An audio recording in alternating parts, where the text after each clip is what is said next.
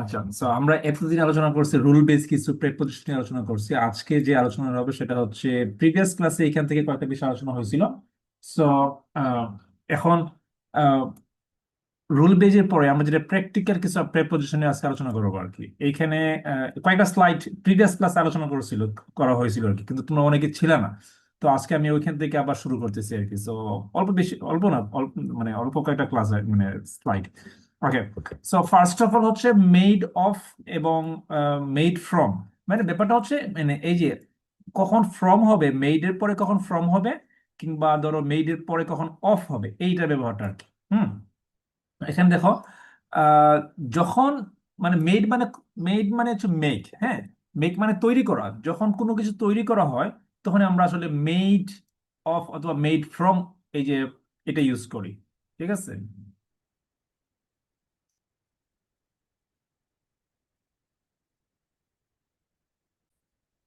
Alright. So বলছিলাম, যখন আমরা কি করি, মানে তৈরি করা, কোনো কিছু তৈরি করা মানে বুঝাই, ওই সময় আমাদের মেড ব্যবহার করতে হয়। কিন্তু কখন মেডের পরে অফ আসবে, কখন মেডের পরে অফ মানে ফ্রম আসবে, সেটা বোঝার জন্য। আচ্ছা, এখানে দেখো দেওয়া আছে উপাদানটি বোঝা যায়, মানে হচ্ছে তুমি যা তৈরি করছো। হ্যাঁ, তুমি যা তৈরি করছো সেটা যদি বোঝা যায়। ফর এক্সাম্পল, ধরো একটা এক্সাম্পল দিচ্ছি, সহজ এক্সাম্পল। এই যে তুমি যে টেবিলে বসে আছো অথবা যে চেয়ারে বসে আছো, কাঠের তৈরি, তাই না? এখন দেখো, তুমি এই চেয়ারটা কিন্তু বানানো হয়েছে কাঠ দিয়ে, এবং এটা দেখার পরে বোঝাই যায় যে এই কাঠ মানে এই চেয়ারটা তৈরি করা হয়েছে কাঠ দিয়ে। যদি অর্থাৎ যখন তুমি যা দিয়ে তৈরি করবা সেটা যদি বোঝা যায়, তাহলে হচ্ছে তুমি ব্যবহার করবা কি, মেড অফ। ঠিক আছে, মেড অফ ব্যবহার করা হবে। আর যেমন ধরো এখানে লেখা আছে the table is made of wood. Simply কাঠের তৈরি একটা চেয়ার, কাঠের তৈরি একটা বেঞ্চ, কিংবা ধরো টেবল, কিংবা ধরো খাট, আলমিরা। হ্যাঁ, এগুলো দেখলেই বোঝা যায় কাঠের তৈরি। তো যা দিয়ে তৈরি তৈরি করা উপাদানটা কি, কাঠ। সো যেহেতু উপাদানটা সিম্পলি বোঝা যায়, এই জন্য এখানে আমরা ব্যবহার করবো মেড অফ। ঠিক আছে। আর যখন বোঝা যাবে না তখন আমরা ব্যবহার করবো মেড ফ্রম। অর্থাৎ এইটা হচ্ছে ব্যাপারটা, কখন ফ্রম ইউজ করব, কখন আমরা অফ ইউজ করব। যেমন ধরো পেপার।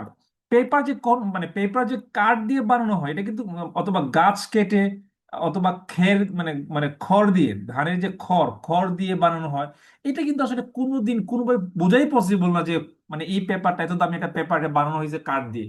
অর্থাৎ এমন অনেক কিছু আছে যেগুলো বানানোর পরে কি দিয়ে বানানো হয়েছে আমরা কিন্তু সেটা জানি না। যেমন ধরো আজকাল কি হয়, এই যে পাট দিয়ে অনেক কিছু তৈরি হয়, অনেক ধরনের মানে মানে গার্মেন্ট প্রোডাক্ট তৈরি হয়, কিন্তু এগুলো যে কাঠ মানে এগুলো যে মানে পাট দিয়ে তৈরি সেটা কিন্তু বোঝা যায় না। তো যখন দেখা যাবে উপকরণটি বোঝা যায় না, হ্যাঁ, উপাদানটি প্রক্রিয়া কি কি মানে যা দিয়ে বানানো হয়েছে সেটা বোঝা যায় না, তখন তুমি ব্যবহার করবা ফ্রম। ঠিক আছে। এরপর হচ্ছে কি, এই যে কখন আমরা বাই ব্যবহার করব, কখন আমরা উইথ ব্যবহার করব। যেমন ধরো বাই ব্যবহার করা হয় যখন আমরা মাধ্যম বোঝাই, এক্সাম্পল দিব। তারপর হচ্ছে যখন উইথ ব্যবহার করবো যখন আমরা উপকরণ বোঝাই। এখানে সিম্পলি যে এক্সাম্পল আছে সেটা খেয়াল করো। বলছে I went there by bus. আমি সেখানে গিয়েছি বাই বাস। হ্যাঁ, বা এখানে ব্যবহার করা হচ্ছে কি, বাই। সো কেন ব্যবহার করা হয়েছে, কারণ বাই দ্বারা এখানে মাধ্যম মানে যানবাহন বোঝানো হয়েছে। অর্থাৎ কিসের মাধ্যমে গিয়েছো সেটা বোঝানো হয়েছে। এই যখন তুমি মাধ্যম বোঝাবা, যেমন ধরো আমরা কলম দিয়ে লিখি, উই রাইট বাই পেন। আমরা কলম দিয়ে লিখি কারণ কলম একটা, সরি, উই রাইট, বলছি, উই রাইট বাই হ্যান্ড, আমরা কলম দিয়ে লিখি। কিন্তু যখন বলবা উই রাইট উইথ পেন, আমরা কলম দিয়ে লিখি যখন বলবা, আমি গুলাই ফেলতেছি, যখন বলবো আমি হাত দিয়ে লিখি, হাত তো আসলে কিনা কোনো যন্ত্র না। হাত হচ্ছে আমাদের শরীরের একটা অর্গান, আমাদের শরীরের একটা অঙ্গ। যেহেতু সেখানে বলবা উই রাইট বাই হ্যান্ড। কিন্তু যখন বলবা কলম দিয়ে লিখি, হুম, তখন বলতে হবে উই রাইট উইথ পেন। আমরা কলম দিয়ে লিখি কারণ কলম একটা যন্ত্র। যেমন এইখানে নাইফ হচ্ছে একটা কিসের নাম, যন্ত্র। হ্যাঁ, বাই হচ্ছে একটা মাধ্যম, বাই বাস, বাসের মাধ্যমে।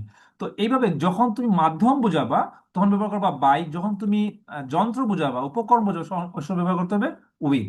সিমিলারলি এখানে আছে, এটা আরো অনেকটা সহজই, মানে এমাং এবং বিটুইন অনেক ব্যবহার আছে। সবচেয়ে কমন ব্যবহার হচ্ছে যখন দুইয়ের মধ্যে বোঝাবা, দুই, হুম, তখন তুমি ব্যবহার করবা বিটুইন। এবং যখন দুইয়ের অধিক বোঝাবা তখন ব্যবহার করতে হবে এমাং। এক্সাম্পল খেয়াল করো, এখানে বলছে দ্য মানি ওয়াজ ডিভাইডেড, টাকা ভাগ করে দেওয়া হয়েছিল বিটুইন দ্য টু ব্রাদার্স, দুই ভাইয়ের মধ্যে। এখানে যেহেতু দুই আসছে, মানে দুইটা বস্তু ব্যক্তি অথবা যে কোনো কিছু দুইটা হইলে হয়েছে, দুইটা দুইটা হইলে তুমি এখানে কি ব্যবহার করবা, বিটুইন ইউজ করবা। কিন্তু যখন তুমি দুইয়ের অধিক ব্যবহার করবা, যেমন ধরো এখানে বলছে দা স্টুডেন্টস, দা স্টুডেন্টস বলতে কিন্তু দুইজন বোঝায় না, দুইয়ের অধিক বোঝায়। হ্যাঁ, আর যেহেতু এখানে দুইয়ের অধিক, এই জন্য আমরা এখানে ব্যবহার করছি কি আমা।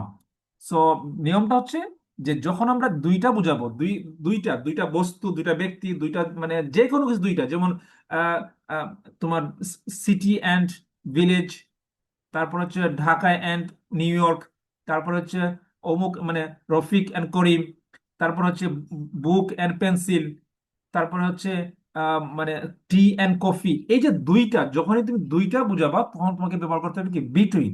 হ্যাঁ, দুইটা হইলে কি, বিটুইন।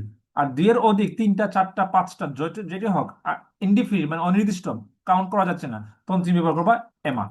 সো এটা হচ্ছে সিম্পল ব্যাপার, যখন তুমি মানে দুইটা ব্যবহার হবে তখন বিটুইন, যখন দুইয়ের বেশি হবে তখন এমা। ঠিক আছে। তারপর দেখো গুড এট, প্রথমে আসতেছে কি, গুড এট। হ্যাঁ, good at, good for, good with. দেখো, গুডের পরে আসছে কোনো সময় আসতেছে এট, কোনো সময় আসছে কি ফর, হ্যাঁ, কোনো সময় আসতেছে উইথ। এই যে এগুলো আনার পরে কিন্তু মিনিং চেঞ্জ হয়ে যায়। যেমন এখানে খেয়াল করো, দক্ষতা বোঝানো হয়েছে এই সেন্টেন্সে, যে গুড এট বলতে কি বোঝানো হয়, কেউ কোনো কিছুতে পটু, পারদর্শী, তখন তুমি কি বলবা, গুড এট। যেমন she is good at English, I am good at math, আমি ম্যাথে ভালো। আবার গুড ফর, গুড ফর যখন বোঝানো হয়, বলা হয় তখন বোঝানো কোনো কিছু উপকারী। যেমন আছে এখানে দেখো, exercise is good for your health. হ্যাঁ, শরীর চর্চা মানে এক্সারসাইজ বা ব্যায়াম হচ্ছে শরীর, তোমার শরীরের জন্য উপকারী। তো যেহেতু এখানে উপকার বোঝানো হয়েছে, তুমি কি বলবা, গুড ফর বলবা। যেমন milk is good for your health. হ্যাঁ, তারপর হচ্ছে sleeping is good for your brain. এইভাবে যখনই তোমার কি বলবা মানে উপকারী বুঝাবো, তখন তোমাকে ব্যবহার করতে হবে কি, গুড ফর। ঠিক আছে। আবার সেম, গুডের পরে যদি উইথ আসবে, কখন আসবে উইথ, যখন বাচ্চাদের রিলেটেড কোনো বিষয় বলবো। যেমন দেখে এখানে আছে, কেউ বাচ্চাদের খুব চমৎকার ভাবে বাচ্চা সামলাইতে পারে, তখন তুই বলতে পারবে যে he is good with, he is good with children. ঠিক আছে, সে বাচ্চাদের ব্যাপারে খুব ভালো, বাচ্চাদের খুব চমৎকারভাবে সামলাইতে পারে। এবার কিন্ডার গার্ডেনের টিচাররা, তোরা চাইলে ছেলে হোক বা মেয়ে হোক, তারা কিন্তু বাচ্চাদেরকে খুব ভালোভাবে সামলাইতে পারে। এবং তাদের জন্য অন্যতম একটা গুরুত্বপূর্ণ একটা মানে কোয়ালিটি হচ্ছে তাদেরকে বাচ্চা সামলানোর দক্ষতা থাকতে হবে। ঠিক আছে। আচ্ছা, তারপর দেখো অ্যাংরি দিয়ে, দেখো অ্যাংরি পরে উইথ আসছে এবং অ্যাবাউট আসছে। আবার এখানে আটা ব্যবহার করছিলাম আমি, অ্যাংরি অ্যাট। আচ্ছা, কখন অ্যাংরি পরে অ্যাট আসবে, কখন অ্যাংরি পরে অ্যাবাউট আসবে, এবং কখন অ্যাংরি পরে তুমি উইথ ব্যবহার করবা, এটা বুঝতে হবে। যখন অ্যাংরি মানে হচ্ছে রাগান্বিত, যখন আমরা কোনো ব্যক্তির সঙ্গে রাগ করি তখন আমরা বলবো অ্যাংরি উইথ। যেমন angry with him, I am angry with him, আমি তার উপর রেগে আছি, আমি তার উপর রাগান্বিত। যখন তুমি ডিসিশন মানে কোনো বিষয় বা কোনো ঘটনায় তুমি রাগ করছো, যে গতকালকে যা করছে এটা নিয়ে আমার প্রচন্ড রাগ করছে, গতকাল যা হয়েছে বা তোমরা যে যা কিছু যে তোমরা যে ডিসিশনটা নিলা, এটা নিয়ে আমার কোনো এটা আমার ভালো লাগে নাই, বা এটা নিয়ে আমি খুব রাগান্বিত। অর্থাৎ যখন তুমি কোনো ধরনের বিষয়ের উপর, ঘটনার উপর তুমি রাগ করবা, তখন বলবা কি, I am angry about the decision, I am angry about the decision. তারপরে কোনো বস্তুর উপর যখন রাগ করবা, তখন তুমি কি বলবা, আই এম অ্যাংরি অ্যাট। দেখো, অ্যাট কিন্তু ব্যবহার হয় অনেক কারণ, তোমরা এর আগে পড়ছো, অ্যাট ব্যবহার হয় নির্দিষ্ট জায়গার সামনে, অ্যাট ব্যবহার হয় মানে অ্যাট ব্যবহার হয় টাইম বোঝাতে, অ্যাট ব্যবহার হয় গতির আগে, অ্যাট ব্যবহার হয় পার্সেন্টেজ বোঝাতে, অনেক কারণে কিন্তু আমরা অ্যাট ব্যবহার করি। কিন্তু অ্যাংরির পরে অ্যাট ব্যবহার হয় বা তখন, যখন তুমি কোনো বস্তুর উপর রাগ বোঝাবে। যেমন এখানে বলছে I am angry at my mobile, আমি আমার মোবাইলের উপর রেগে আছি, কারণ আমার মোবাইলটা বারবার হ্যাং হয়ে যায়, চার্জ টিকে না, তারপর যে ডিসপ্লে কাজ করে না, এরকম অবস্থা কি হয়, আমরা আমাদের কোনো ডিভাইসের উপর রাগ করি, করি না? সো যখন তুমি কোনো বস্তুর উপর রাগ করবো, তখন তুমি বলবা অ্যাংরি অ্যাট। সো এইখানে একটা সিলি ব্যাপার খেয়াল রাখতে হবে, কখন আমরা অ্যাংরি অ্যাট ব্যবহার করব, কখন আমরা অ্যাংরি অ্যাবাউট ইউজ করব, কখন আমরা অ্যাংরি অ্যাট ইউজ করবো। সো এটা একটু খেয়াল রাখতে হবে। ওকে, তারপরে দেখি যদি আমরা, তারপরে হচ্ছে কি, থিঙ্ক অফ অথবা থিঙ্ক অ্যাবাউট, থিঙ্ক অফ অথবা থিঙ্ক অ্যাবাউট।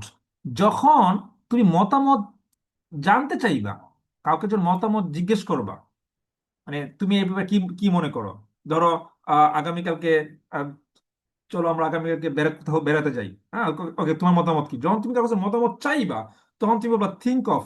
ঠিক আছে, থিঙ্ক অফ, থিঙ্ক অত চিন্তা করা, থিঙ্ক অত চিন্তা করা। ঠিক আছে। তো what do you think of what do you think of my idea, অথবা what do you think of my opinion, আমি যে অপিনিয়ন দিলাম এই ব্যাপারে তোমার মতামত কি, আমি যে ডিসিশনটা দিলাম বা আমি যে সিদ্ধান্ত নিলাম, হুম, এই ব্যাপারে তোমার মতামত কি। তো যখন তুমি মতামত জানতে চাইবা তখন তোমাকে বলতে হবে কি, থিঙ্ক অফ। আর যখন তুমি কোন বিষয় চিন্তা করবা, যে মনে করো আমি ভাবতেছি দেখি কি করা যায়, দেখি এই ব্যাপারে কি বলা যায়, ওই সময় তোমাকে বলতে হবে থিঙ্ক অ্যাবাউট, থিঙ্ক অ্যাবাউট। চিন্তা, খেয়াল রাখো পার্থক্যটা বুঝে একটু বুঝবা।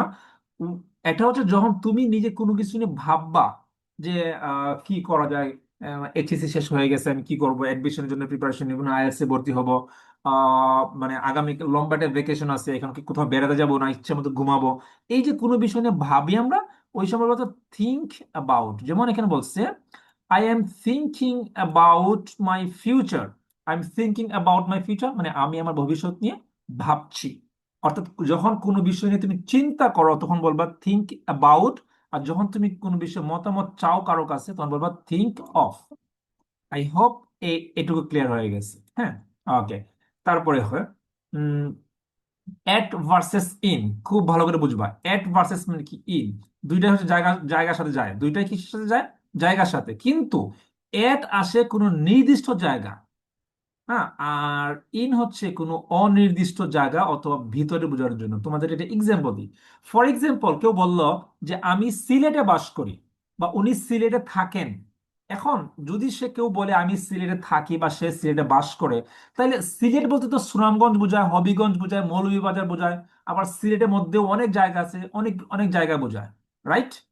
তো এইখানে কিন্তু সিলেট বললে কিন্তু কোন জায়গা নির্দিষ্ট হয় না।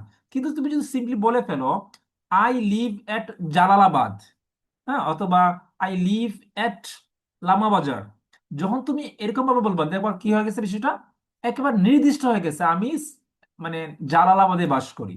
জালালাবাদ কিন্তু সিলেট থেকে ছোট, তো তোমাকে খুঁজে পাওয়া সহজ হবে। সো যখন আমরা নির্দিষ্ট জায়গা বলে ফেলি, নির্দিষ্ট লোকেশন বলি, তখন আমরা কি ব্যবহার করব, এট ব্যবহার করবো। দেখো এটা কিন্তু আরো ব্যবহার আছে, এখানে শুধু পার্থক্যগুলো নিয়ে আসতেছি, ঠিক আছে। আর ইন কখন ব্যবহার করবো, ইন হচ্ছে একটা হচ্ছে কোনো কিছু ভিতরে, হ্যাঁ।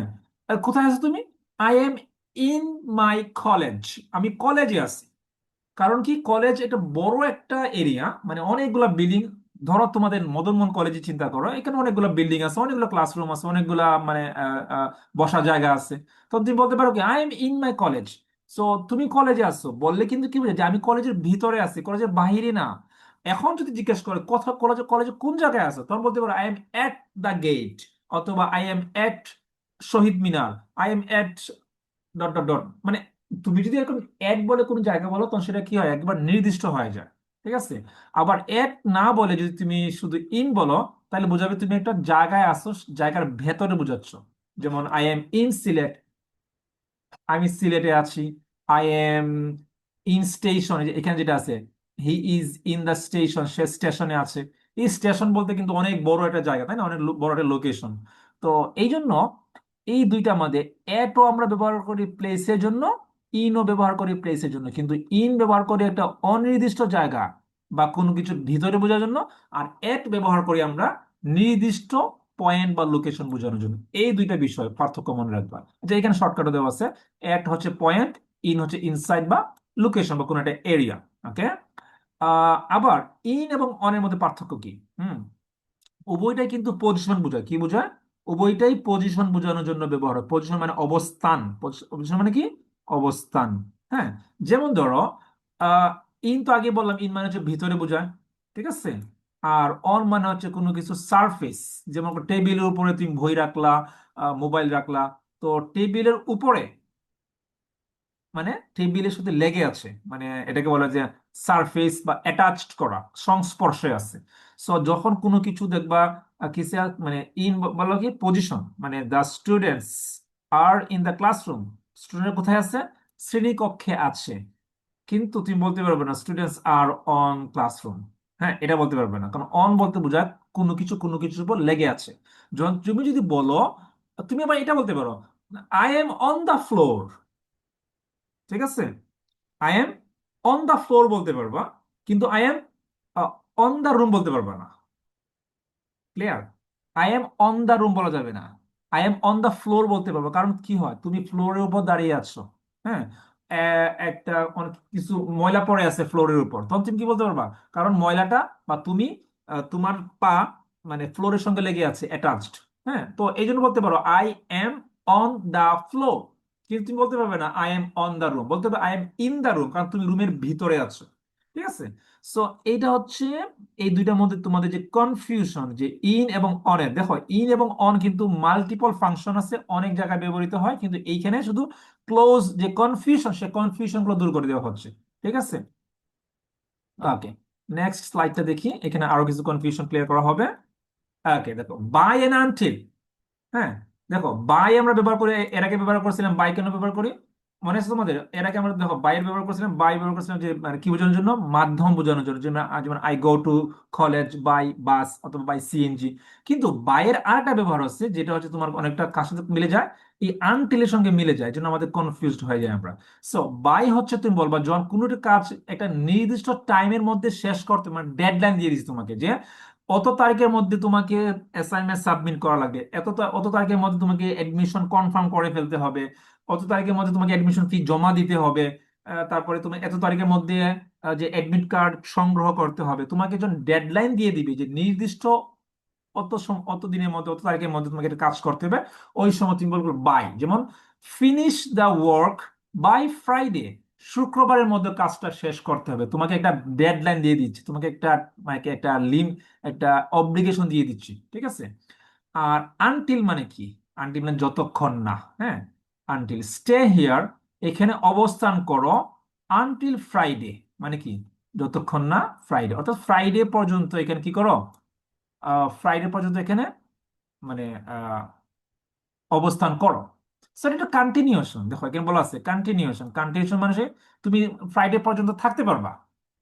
ঠিক আছে, মানে ফ্রাইডে পর্যন্ত তুমি কি করতে, যতক্ষণ না। আন মানে কিন্তু দেখো, টিল এবং আনটিল তোমরা তো নিশ্চয়ই এটা শুনছো, একটা হচ্ছে টিল আর একটা হচ্ছে আনটিল, দুটোর মধ্যে পার্থক্য আছে।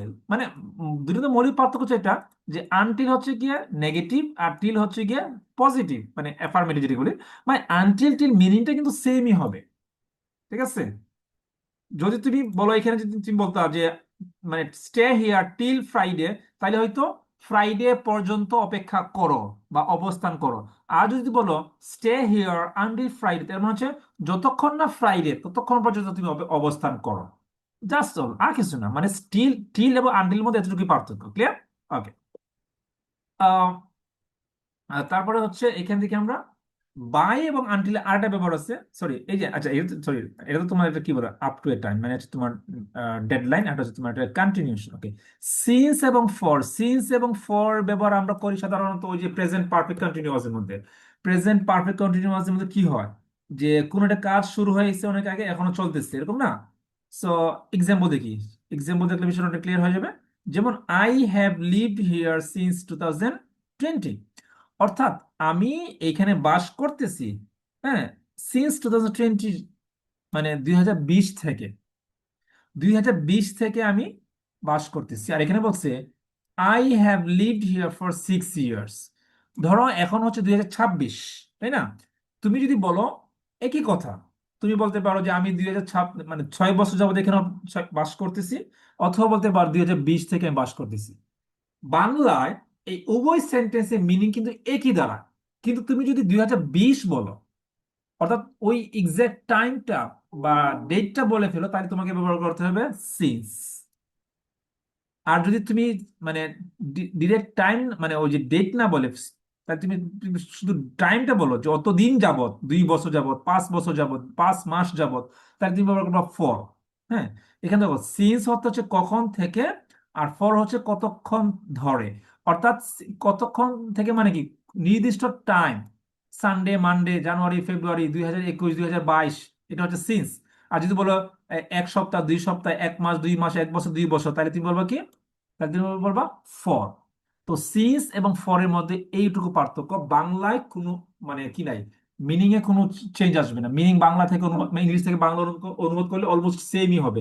জাস্ট ইংলিশে যখন তুমি ব্যবহার করার মতো মনে রাখবা, যখন সংখ্যা ব্যবহার করবা, নির্দিষ্ট ডেট ব্যবহার করবা, ওই সময় ব্যবহার করবা কি সিন্স, মানে 2010 20। হুম।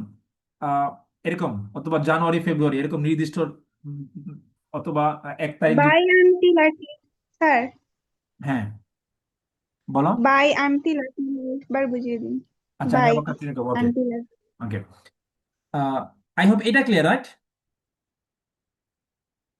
এটা তো ক্লিয়ার।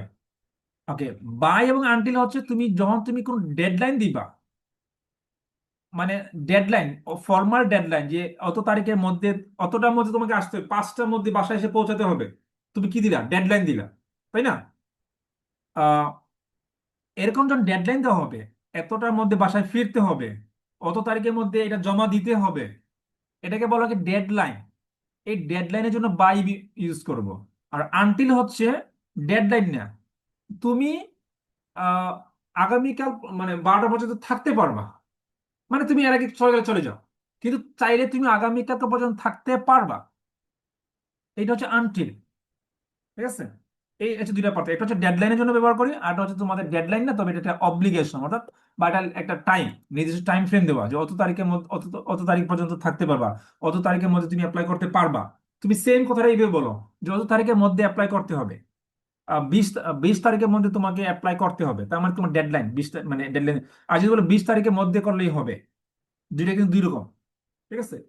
তো মানে উভয়টা কিন্তু ডেডলাইনের মতোই বোঝায়, নির্দিষ্ট একটা লিমিটেশন বা একটা এন্ডিং টাইম বোঝায়, কিন্তু তারপরে তুমি ডেডলাইনটা যেটা হবে, যে তুমি কি 22 তারিখের মধ্যে অ্যাপ্লাই করতে হবে, আগামী মানে 1 মাসের মধ্যে শেষ করে ফেলতে হবে। হুম, এই হচ্ছে বাই। আর যদি বলে 1 তারিখ পর্যন্ত থাকতে পারবা, 1 সপ্তাহ পর্যন্ত এটা তুমি ব্যবহার করতে পারবা, দুইটা কিন্তু দুই রকম, তাই না? কিন্তু বাংলায় কিন্তু অনেকটা সেমই শোনায়। ওকে, এখান থেকে শেষ করে দিব আমরা। তারপর হচ্ছে এইটা দেখো, বাই, হ্যাঁ, বিজাইড এন্ড বিজাইডস, বিজাইড এবং বিজাইডস। একটু খেয়াল করো, বিজাইড এবং বিজাইডস খুবই, এটাকে বলা হয় হোমোফোন, মানে শুনতে উচ্চারণ যেগুলো সেম হয়, এগুলোকে বলা হয় homophone. Okay, she sat beside me, সে আমার পাশে বসে। এই যে বিজাইড মানে পাশে, মানে হচ্ছে তুমি এখানে বলতে পারো, দেখো সমস্যাটা হয় এখানে, এখানে আছে বিজাইড, বিজাইডের পরবর্তী তুমি নেক্সট টু ব্যবহার করতে পারবা, বাইও ব্যবহার করতে পারবা, কারণ বাইও ব্যবহার হয় পাশে, মানে by. He sat by me, সে আমার পাশে বসেছে। আমি দেখাই দিই তোমাদেরকে। বলতে পারো তুমি কি, হি স্যাট বাই মি, হ্যাঁ, অথবা বলতে পারো তুমি হি স্যাট নেক্সট টু মি, সেম। অথবা তুমি বলতে পারো,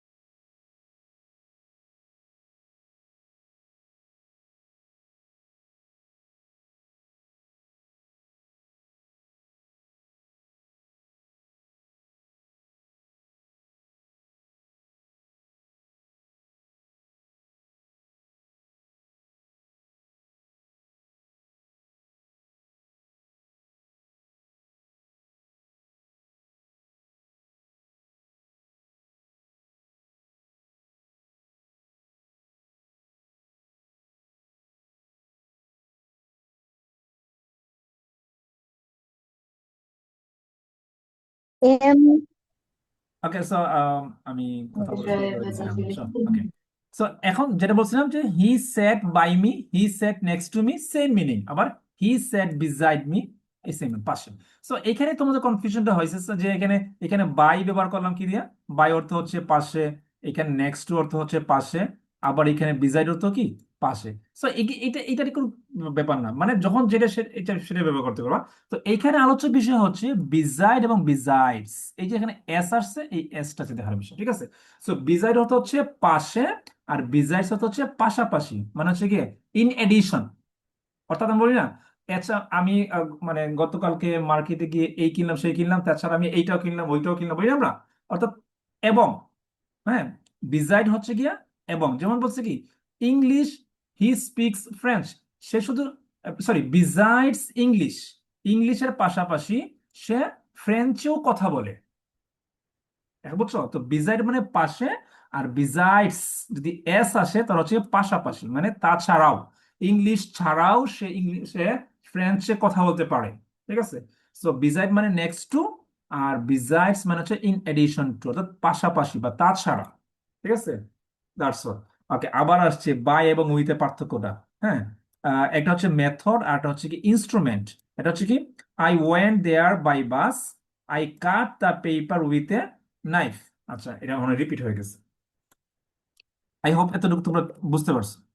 হ্যাঁ, ওকে, এটা যেহেতু আগে আলোচনা করলাম আর কি করলাম না। ওকে, এইখানে দেখো ইন এবং ইনটু, এইটা হচ্ছে তোমাদের একটা সমস্যা হয়। ইন এবং ইনটু কোয়াইট সিমিলার। হ্যাঁ, ইন তো আগেই বললাম, ইন হচ্ছে কোনো কিছু ভিতরে বোঝানোর জন্য, কি করার জন্য, কোনো কিছুর ভিতরে বোঝানোর জন্য আমরা ইন ব্যবহার করি। ঠিক আছে, মানে পজিশন, কোনো কিছুর অবস্থান। হ্যাঁ, আর ইনটু কেন ব্যবহার করি, ইনটু হচ্ছে মুভমেন্ট। ইনটু কেন ব্যবহার করি, গতিশীলতা বোঝানোর জন্য। যেমন বললাম যে I am in my room, আমি আমার রুমে আছি, বসে রয়েছি, কোনো কাজ না, তাই না? বাট আমি যদি বলি he went into the room, সে রুমে প্রবেশ করলো, সে যে রুমে প্রবেশ করলো, এটা কিন্তু একটা মুভমেন্ট, এটা কিন্তু কাজ, রাইট? ঠিক আছে, সো এই জন্য এখানে ইনটু ব্যবহার হবে। এখন ইনটু হচ্ছে কিন্তু একটা মানে কম্পাউন্ড প্রেপোজিশন। যেমন ইন হচ্ছে, ইন একটা প্রেপোজিশন, আর এটা হচ্ছে টু একটা প্রেপোজিশন, দুইটা মিলে হচ্ছে কি ইনটু। সো দুইটা মিলে ইনটু চিন্তা করলে দেখো, সে রুমের ভেতরে প্রবেশ করলো, এবং সে রুমের ভেতরে ইন, আর টু মানে হচ্ছে দিকে। তোমরা তো আগে পড়ছো টু বলতে দিকে বা ডিরেকশন বোঝায়। So he went into the room. ঠিক আছে, সো সে রুমে প্রবেশ করলো, এটা একটা মুভমেন্ট বোঝায়, গতিশীলতা বা অ্যাক্টিভিটি বোঝায়। যখনই কোনো অ্যাক্টিভিটি বুঝাবে তখনই মনে রাখবা ইনটু, অনটু, বুঝছো, এগুলো ব্যবহার হয়। এরকম আরো ভার্ব আছে তোমার, এই যে ইনটুর মতো, ইনটু, আর পার্ট আছে কি অনটু, বুঝছো, অনটু মতো, অনটু অনাটা এরকমই হবে, মানে কোয়াইট সিমিলার। ঠিক আছে, আচ্ছা, এটা নিয়ে আরো পরে আলোচনা করবো।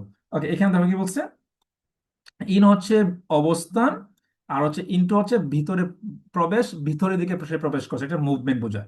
এই যে এখানে আছে, আচ্ছা এইখানে তো চলে অন, অন টু, এইটা সিমিলার, পজিশন, মুভমেন্ট। এই যে বললাম না, the cat is on the roof, কারণ অন মানে কি বলছিলাম, কোনো কিছুর সাথে লেগে থাকা, যে ছাদ, রুফ মানে কি ছাদ, আর অন মানে হচ্ছে কোনো কিছুর সাথে লেগে থাকা। সো বিড়ালটি কোথায় আছে, ছাদের উপরে আছে। আবার এখানে বলছে the cat jumped onto the room, সে কি করলো, সে জাম্প করলো, টু মানে দিকে, অন মানে কোনো কিছু উপরে, রাইট, লেগে থাকা। সো এই জন্য এখানে বলছে কি, এই দেখো movement to a surface, on to মানে হচ্ছে মুভমেন্ট টু এ সারফেস, উপরে, মানে কোনো কিছুর উপরে, উপর দিয়ে আর কি। মানে একটা বিড়াল তো লাফালাফি করে বা কি করে, জাম্প করে কোথায়, সে কিন্তু সারফেস, ফ্লোর থেকে ফ্লোরে। আবার যেহেতু ফ্লোর থেকে ফ্লোরে লেগে থাকে, আর সেকেন্ড হচ্ছে এটা একটা মুভমেন্ট, এটা একটা গতি, কাজ, এই জন্য হচ্ছে অন টু। সো এই হচ্ছে দুইটার মধ্যে তোমার পার্থক্য। ওকে, নেক্সট দেখতেছি কি আছে। ওকে, টু এবং টুয়ার্ডস। টু এবং টুয়ার্ডস, এই যে টু আমরা ব্যবহার করি দিকে বোঝানোর, টুয়ার্ডসও আমরা ব্যবহার করি দিকে বোঝানোর জন্য। দুইটার মধ্যে পার্থক্য কি, একটা হচ্ছে ডিরেকশন, আর হচ্ছে গিয়ে ডেস্টিনেশন। ডেস্টিনেশন, ডিরেকশন, টু মানে দিকে, আই গো টু কলেজ, আমি কলেজে যাই, আমার কলেজ হচ্ছে আমার ডেস্টিনেশন। ঠিক আছে, she went to Dhaka, Dhaka was her destination, Dhaka তার কি গন্তব্য, তার গন্তব্য কোন জায়গায়, ঢাকা। আবার দেখো she walk towards Dhaka, Dhaka কিন্তু তার কি ডিরেকশন, সে ঢাকার দিকে যাচ্ছে। সে এখানে আসছে, দেখো এখানে টুয়ার্ডসে, টু, টুয়ার্ডসে কি বোঝানোর জন্য, যে তার গন্তব্য বোঝানোর জন্য। আর এখানে টুয়ার্ডসে কি বোঝানোর জন্য, দিকে, সে ঢাকার দিকে যাচ্ছে, ঢাকা যাচ্ছে না। তুমি বলতে পারো কি, আমরা যদি এইভাবে বলতাম বেটার হইতো, যে একটা হচ্ছে, দাঁড়াও আমি ক্লিয়ার করতেছি। ওকে, শেষ হয়ে যাবে এত আমাদের, এটা এখানে লাস্ট, আমি একটু ক্লিয়ার করি। এটা হচ্ছে বললাম, ওকে, হি ওয়েন টু ঢাকা। ঠিক আছে, হি ওয়েন্ট টু ঢাকা। তারপরের সেন্টেন্সটা হচ্ছে হি ওয়াকড টু দা স্টেশন। এখন দেখো ক্লিয়ার হয়, আশা করি আরো আগে যে ক্লিয়ার হবে। কারণ হচ্ছে আমি বললাম কি, যে তার গন্তব্য হচ্ছে ঢাকা, তার গন্তব্য কি ঢাকা। ওই যে বললাম টু ব্যবহার করি আমরা ডেস্টিনেশন বোঝানোর জন্য, এই জন্য বললাম কি টু ঢাকা, সে ঢাকা গিয়েছিল, মানে গিয়েছে। ঠিক আছে? কিন্তু ঢাকা যদি যাইতে হয় তোমার কি করা লাগবে? তোমার আগে স্টেশনে যাওয়া লাগবে, তাই না? সো আমি বললাম কি he walked to the station, sorry আরে কি বললাম, টুয়ার্ড, হ্যাঁ, টুয়ার্ডস দ্য স্টেশন। এইখানে দেখা যাচ্ছে সে, এটা হচ্ছে তার ডিরেকশন, সে স্টেশনের দিকে যাচ্ছে, গিয়েছে, সে হেঁটে হেঁটে কই গেল, স্টেশনের দিকে গেল। সো আই হোপ এই দুইটার মধ্যে পার্থক্যটা ক্লিয়ার হয়ে গেছে এখন। একটা হচ্ছে টুয়ার্ডস বোঝানো, মানে আলটিমেট ডেস্টিনেশন কি তার ঢাকা, কিন্তু এইখানে যে ডেস্টিনেশন বললাম স্টেশন, স্টেশন কিন্তু তার আলটিমেট ডেস্টিনেশন না, এটা জাস্ট দিক। আমি ঢাকা যেতে গেলে আমার স্টেশন যাওয়া লাগবে, ট্রেনে উঠতে হবে অথবা বাসে উঠতে হবে, তাই না? এই জন্য এখানে বলবো টুয়ার্ডস দ্য স্টেশন। ঠিক আছে, ওকে। সো এইটাই, এখানে এটাই আছে। এটা হচ্ছে আমরা যদি ডেস্টিনেশন বোঝার টু ব্যবহার করব, আর টুয়ার্ডস বলবো কিন্তু না, ডিরেকশন বোঝার জন্য। ঠিক আছে, ওকে। তারপর দেখো আস্ক ফর এবং ask two, important, very important, টের পাইবে পরে। আস্ক ফর কেন ইউজ করবো? আস্ক ফর ইউজ করব, দেখো I ask for a glass of water, ঠিক আছে। তারপরে হচ্ছে I asked him to bring, hmm, bring a glass of water. দেখো এটা হচ্ছে টু ব্যবহার করা হয় কেন? টু ব্যবহার হয় কাউকে ইনভাইট করার জন্য। কি করার জন্য? ইনভাইট করার জন্য। আর ফর ব্যবহার করা হয় কাউকে রিকোয়েস্ট করার জন্য, মানে তুমি চাইলা, তুমি তুমি যেমন আমরা আমাদের ফ্রেন্ডের কাছে কি চাই, মানে ট্রিট চাই। সো বলতে পারো I asked my friend for a treat. ঠিক আছে। আর যদি টু বলো তাহলে হবে যাবে তুমি কি করছো, ইনভাইট করছো। যেমন I asked for a glass of water, মানে আমি চাইছি, আমি এক গ্লাস পানি চাইছি। I asked him to bring a glass of water. আর এটা হচ্ছে তুমি তাকে রিকোয়েস্ট করছো। ঠিক আছে, টু কেন ব্যবহার করি আমরা? ইনভাইট করার জন্য, সরি, ইনভাইট করার জন্য। ঠিক আছে। আহ, যেমন আমি এটা ক্লিয়ার করি, he asked for a dinner versus he asked two a dinner. ঠিক আছে, he asked for a dinner মানে সে ডিনার চাইছে, মানে আমি চাইছি আমাকে ডিনার করাও। আর he ask to a dinner মানে কি, মানে আস্ক মি বলি আমরা, ask me to a dinner, তার মানে হচ্ছে সে আমাকে ডিনারে ইনভাইট করছে। সো দুইটা পার্থক্য দুই রকম না, দুইটা মিনিং কিন্তু কমপ্লিটলি দুই রকম, রাইট? একটা হচ্ছে ডিনার তুমি চাইছো, he asked me for a dinner, সে আমার কাছ থেকে ডিনার চাইছে। আর he asked me to a dinner অর্থ হচ্ছে সে আমাকে ডিনারে ইনভাইট করছে। ভালো করে মাথায় রেখো, এই শুধু মি টু আসার কারণে একরকম মিনিং, আর ফর আসার কারণে আরেক রকম মিনিং। এবং এইটাই হচ্ছে importance of learning perfect or appropriate preposition. কারণ একমাত্র দেখো ফরের কারণে একরকম মিনিং এখানে, আর টুর কারণে মিনিং কমপ্লিটলি চেঞ্জ হয়ে গেছে, বুঝছো? সো এখন এই যে প্রেপোজিশনটা যদি তোমরা এইভাবে প্র্যাকটিক্যালি না শিখো, তাহলে তোমাদের যে তোমরা এই যে তোমাদেরকে এর আগের ক্লাসে যেটা পড়াইছিলাম আর কি, হ্যাঁ, এই আগের ক্লাসে তোমাদেরকে এগুলো পড়াইছিলাম না? আগের ক্লাসে কি পড়াইছিলাম? শুধুমাত্র রুল বেস, এই যে এগুলো কি, কোন সময় আনটিল ইউজ হবে, কোন সময় টিল ইউজ হবে, কোন সময় সিন্স, কোন সময় ডিউরিং। আমি কিন্তু এখানে তোমাদেরকে প্রথম থেকে কি পড়াইছিলাম? রুল বেসড প্রিপোজিশন পড়াইছিলাম, হ্যাঁ। এখানে দেখো, আহ, এই যে দেখো রুল বেসড প্রিপোজিশন এখানে আছে, নির্দিষ্ট সময়, নির্দিষ্ট স্থান, কার্যক্রম, বয়স, লক্ষ্য, দিকে, এগুলো বোঝানোর জন্য কি হয়, টু ব্যবহার করি, সরি অ্যাড ব্যবহার করি। কিন্তু ওইখানে আমরা অ্যাড কি পেলাম, ওইখানে অ্যাড এর পার্থক্য পেলাম অনের সাথে, কি হয়, ইনের সাথে। একটা হচ্ছে নির্দিষ্ট জায়গা, আর হচ্ছে অনির্দিষ্ট জায়গা। তো এই পার্থক্যটা বুঝতে হবে তোমাদেরকে। প্রথমত এই যে এখানে 7টা ব্যবহার আছে, এটার এই 7টা ব্যবহার দেখতে হবে। তারপরে হচ্ছে এখানে অনের ব্যবহার আছে 9টা, এই 9টা ব্যবহার দেখতে হবে।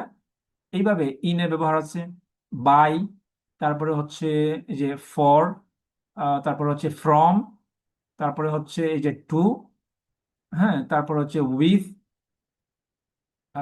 অফ, আন্ডার, তারপর হচ্ছে ওভার, অ্যাবাউট, আফটার, তারপর হচ্ছে এই যে বিফোর, বিটুইন, অ্যামাং, বিহাইন্ড, হ্যাঁ। তারপর তো তোমার চলে আসবে কি যেন, এই যে এটাকে আমরা যেটা বললাম, এই যে আচ্ছা, out of, towards, into, along, across, through. ঠিক আছে, ওকে, এটা আগে আসছে। সো এইভাবে